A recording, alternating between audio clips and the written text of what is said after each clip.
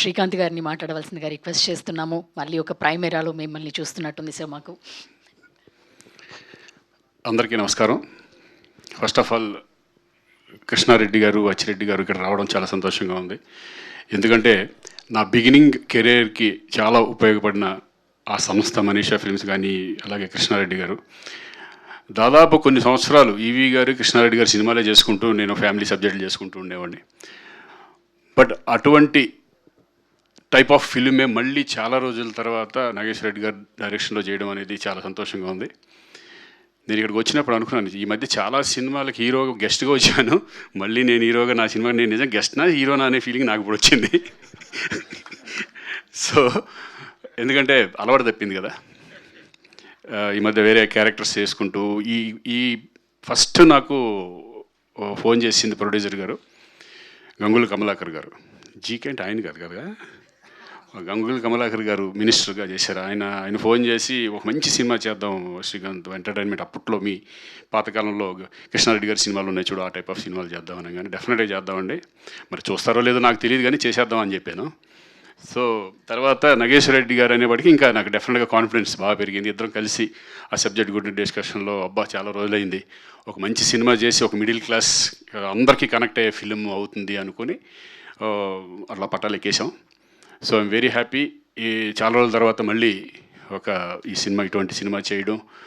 First 2 రోజులు కొంచెం entertainment చేసేటప్పుడు పాత రోజులు గుర్తు తెచ్చుకొని చాలా ఎంజాయ్ చేశాను. నేను నిజంగా ఈ క్యారెక్టర్ని మాత్రం అది ఎలా ఉంటుంది ఏంటనే తర్వాత అనవసరం, బట్ నేను మాత్రం సినిమా చేసినంతసేపు చాలా ఎంజాయ్ చేశాను. అలాగే నా తోటి ఆర్టిస్టులు, ఫాదర్ చేసిన మురళీ గౌడ్ గారు, ఆయన నిజంగా ఆయన టైమింగ్ మామూలు టైమింగ్ కాదు. ఆయన చూసి నేనే నవ్వుకునేవాడిని సరదాగా, ఇంకా పెంచండి నైస్ పెడితే కూడా అనేవాడిని నేను. ఆయన ఇంకేమన్నా ఉంటే కొంచెం ఆయనదే కొంచెం డామినేట్ చేసుకుంటే వెళ్ళమని. సో అంత మంచి వండర్ఫుల్ ఆర్టిస్ట్ ఆయన. ఆయన ఫాదర్గా చేయడం, నేను కొడుకు చేయడం చాలా సంతోషంగా ఉంది. అలాగే ఈ సినిమాలు అందరూ ప్రతి ఒక్కళ్ళు, ఇటు భూపాల్ కానీ, ఇటు కరుణ నా సిస్టర్గా చేసిన ఆవిడ కానీ, చిట్టి కానీ, ఎస్పెషల్లీ లయ గారు. లయ అందరూ తెలిసింది, చాలా సినిమాలు చేసాం మేము, స్వరాభిషేకం కానీ మంచి మంచి సినిమాలు, ఎందుకంటే నేషనల్ అవార్డు వచ్చిన ఫిల్మ్ అది. చాలా వండర్ఫుల్ ఆర్ట్. ఫస్ట్ సెట్లో చాలా రోజులు అయింది నేను చూసి, లయని చూసి సెట్లో రాగానే లయ కాదనుకుంటే ఎవరో కొత్త హీరోయిన్ లాగా ఉందనుకున్నాను నేను. ఎందుకంటే సేమ్ అలాగే ఉంది, నేనే కొంచెం బొక్కలు వేసుకుని కొంచెం లావుగా ఉన్నాను ఆ టైంలో.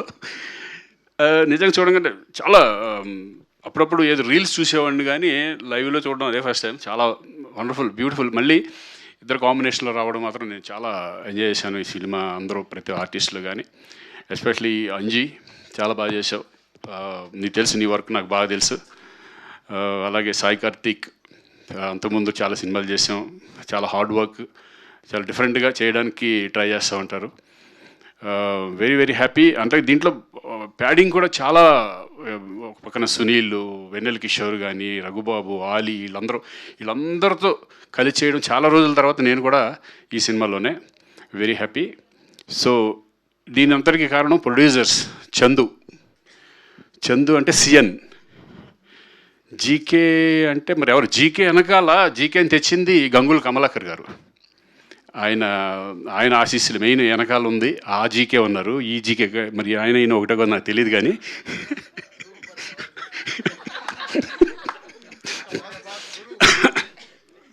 మరి ఎందుకో ఆయన రాలేదు, మరి ఆ జీకే గారు రాలేదు. కానీ ఆ జీకే ఈ జీకే ఒకటో కాదో నాకు తెలియట్లేదు కానీ okay. Anyway, thank you GK గారు. ఈ సినిమా పట్టాలు ఎక్కడానికి మీరే కారణం. ఈ సినిమా మంచి సక్సెస్ అవ్వాలని మనస్ఫూర్తిగా కోరుకుంటున్నాను. ఆల్ ద బెస్ట్ అండి. ఎందుకంటే బాగా వచ్చిన సినిమా చూసాము. ఎస్పెషల్ రాజేంద్ర ప్రసాద్ గారి గురించి మాట్లాడాలి. ఎందుకంటే నేను కలిసి చాలా సినిమాలు చేసాం. నిన్నే ప్రేమిస్తా దగ్గర నుంచి చాలా ఫిలిమ్స్ క్షేమంగా వెళ్ళి లాభంగా రండి. మళ్ళీ ఆయన కాంబినేషన్స్తో ఈ క్యారెక్టర్ చేయడం, ఇద్దరు కాంబినేషన్ చేయడం, ఆయన ఒక వెంకటేశ్వర స్వామిగా, ఆయన సిన్సియారిటీగా, అంటే వెంకటేశ్వర స్వామి వచ్చినప్పుడు అసలు ఎవరితో మాట్లాడు, చాలా సిన్సియర్గా నాన్ వెజ్ మానేసి చాలా డెడికేటెడ్గా క్యారెక్టర్ చేయడం.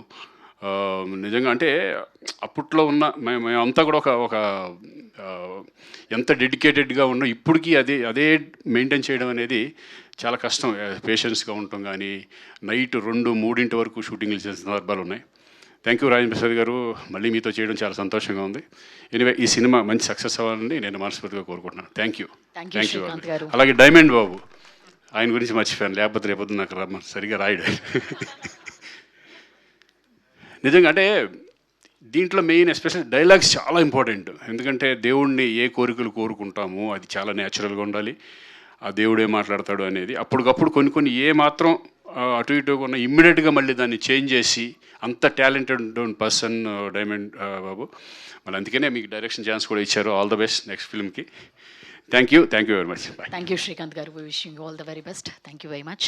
ఎస్, ఇప్పుడు అందరం కూడా మిగతా వాళ్ళందరూ కూడా కూర్చోవలసిందిగా రిక్వెస్ట్ చేస్తున్నాము. శ్రీకాంత్ గారు, లయ గారిని, నాగేశ్వర రెడ్డి గారిని